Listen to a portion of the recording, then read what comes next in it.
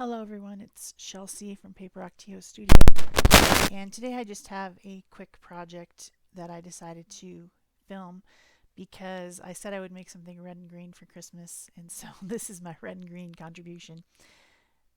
I have a friend named Sherry, and she has a blog called Cards and More by Sherry, and she has a monthly blog hop called Tag It Tuesdays, and today happens to be that day. And what you do is make an alter tag and then post it on your blog or wherever, and then you can put a link on her blog, and there will be lots of different altered tags. She also has a theme, and this month is winter and Christmas. So I saw that photo that you saw at the beginning on Pinterest the other day, and I thought it was very pretty. I liked that the girl is very pale and she's a redhead, but she's wearing red and green, and then she has a winter crown. And I just thought she is a winter princess. That's just so cool. And I pinned it. I didn't know what I was going to do with it. And then this morning when I woke up and realized I needed to make an altered tag, I decided to make a sketch of her. So I started out with a piece of recycled manila from a manila folder that's been coated with gesso, and I was making a sketch with my soft leaded graphite pencil onto the tag, and then I realized, oh, I should film this. So that's when I turned on the camera. And then I decided to get out some markers. These are brush markers, and they are literally brush markers. They have a synthetic brush, like very similar to the ones that are on these water barrel brushes that you see on the screen. And then they're just filled with ink. These came from Japan. They're made by SEI. I've had them for a while. I don't use them very often, but I just at the time had to have them. I got them off Amazon. Then they came from Japan. They're in traditional Japanese watercolors. And because the girl's very pale, I'm just using one color. It's a peachy, fleshy color. And then just adding it in layers onto her face in places where it's dark and leaving other places light. And then now I have a pink. In the photo, her cheeks are extremely pink, and so I'm putting a lot of pink on her cheeks and a little bit on her nose and chin. But most of this is stuff you've seen. It's coloring with brush markers. She also had very pale blue eyes, and so I wanted to make sure to highlight that. Um, this sketch and tag is inspired by the picture. It's not going to be exactly like the picture. For one reason, I'm not a portrait artist, and I really don't have the skill to make a portrait, to look at a picture and make it exactly the same. There's lots and lots of people out there who do that. I follow a lot of them on Instagram, and I'm very impressed and envious that they can do that. But I can't. I can only do something that is inspired by the picture that I see. So that's what I did. Um, what else can I say? Oh, and sometimes you'll see me using my water brush. I use the water brush, the water barrel brush, a lot for blending on her face. And then another thing that I'm using it for is to remove color, just like you would if you're doing a traditional watercolor. You can put a little bit of um, water on and then dab, and you will like remove the color for a highlight. And since this is sealed paper, it's just I'm painting over gesso. It's really easy to do that. You can get a lot of lift. The paper isn't particularly absorbent, so well, in fact, it's not absorbent at all since it's got gesso on it. So that's the other thing that you'll see me do. I I don't know what else to say. I'm using some different colors in different places, adding like in the hair, I started out with an orangey color, and then I'll add red, and then I'll add brown, and even a darker brown at the end. Because hair is never just one color, it has a lot of different colors and a lot of shininess to have highlights and things. So I I guess I'll just let you watch the rest of the coloring, and I'll play some music. My throat is sore, and I don't know what else to say. So I'll just play music now.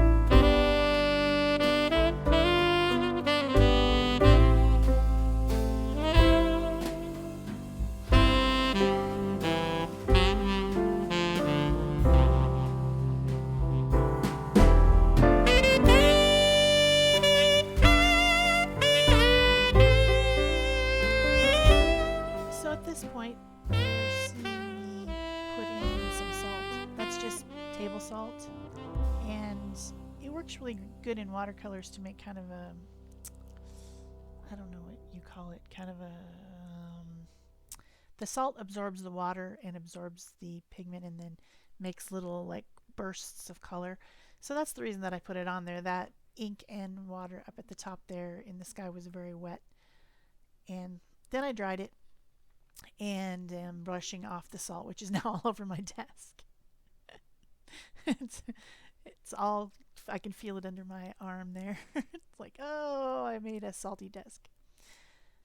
So I'm just going back in and adding a little bit of darker colors in different places. I think, um, to add contrast.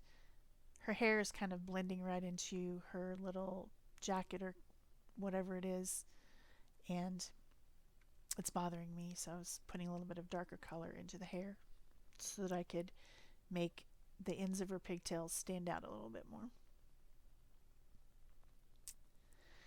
Now I'm getting out some scraps from my green color box, and these are all jelly prints. Most of it's deli paper, a couple of newsprint type ones, and I'm just going to cut out a bunch of little holly leaves. I'm a huge fan of collage, and I love doing it. I love gluing paper to paper. I've told you that before. So I couldn't really go without making her holly crown a little bit dimensional by making it out of different pieces of green paper. So that's all I'm doing. Just cutting, cutting, cutting. It's fairly quick. I'm not being precise. I don't have a pattern. I'm not drawing out little shapes to cut out. I'm just, making jaggedy little leaves. Pretty easy to do.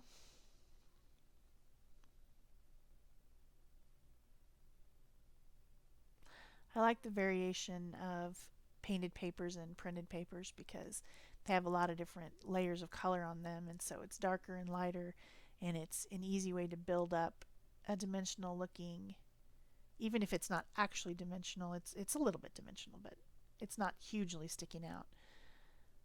But it still looks very dimensional because of all the different color variation of the green. And now I'm gluing them on with tacky glue. Nothing fancy, just some good old tacky glue. I love that stuff. I've been using it since I was a child, and I still just think it's the best glue ever. It really works. I glue them on, and then I decide I need a couple more to kind of stick up to be more like a princess's crown would have things that are sticking up, you know what I mean? Like points or whatever, so I needed to add a few more.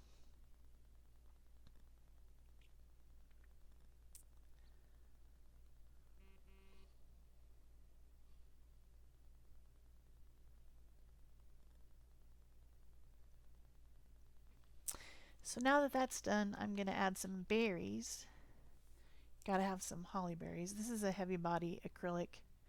It's more like a medium body, but it's pretty heavy. And I have a ball stylus, so that just has a metal ball on the end. And I'm just touching the stylus into the paint and then dabbing it on. I'm trying to make it a little bit random. Berries wouldn't be like, every few inches you got a berry. You gotta do a little bit of randomness there. Make a few clumps. Then I want to, I guess I'm adding a little bit more shadows again, and then I'm going to be coming in with highlights with the white Posca pen here in a minute. I know it's going to happen. I know it's coming. It is. There it is. And that's just to add real whites. I want that thing around her neck to look like fur, like white fur, so I've put the gray in to be the shadows that would be underneath, and then of course the white of the paper, and then I'm just adding a little bit more bright white at the top. And I added in a couple other places, like around the veins of the holly leaves and a little bit in her hair, and I brighten up the iris, not the irises, but the white part of her eyes a little bit because there's a little bit of bleed over of color.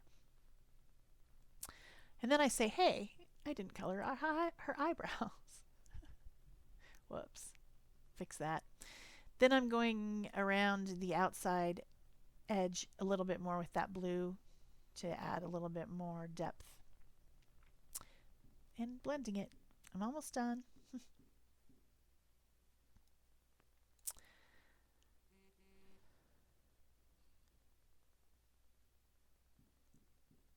I hope you can't hear my phone buzzing. Somebody's texting me. I wanted to dry it so that I could get that acrylic paint dry so that I could add a little bit of highlights with the white pen. If you get acrylic paint on your markers, it ruins them. Ask me and I'll tell you. It ruins them. So that's why I was drawing with the heat tool there real quick.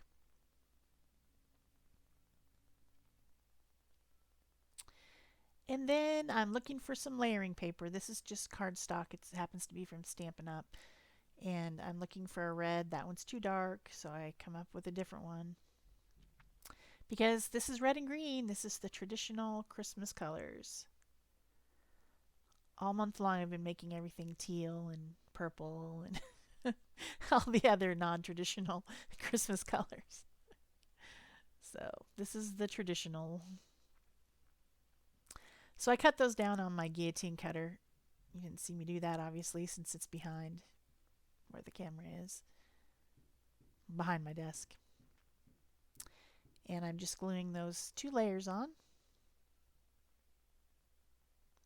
So since that's a 3x7 tag, then I cut a 3 1/4 by 7 1/4 green, and then 3 1/2 by 7 1/2 red, so that I could add a little bit of a 1/8 of an inch border. I tend to do that to all my altered tags. I really like layers. I think it comes from my card making days. So the the tag's pretty much done. I'm getting some ribbon now. A few little bits of ribbon. That one's a sheer, that one's kind of a satin, and then the other one is a little gingham, which I thought would be cute. Since she's a young girl, gingham seems appropriate. So I struggled a little bit getting it through the hole. Probably should have used a bigger hole punch. But it all works out in the end.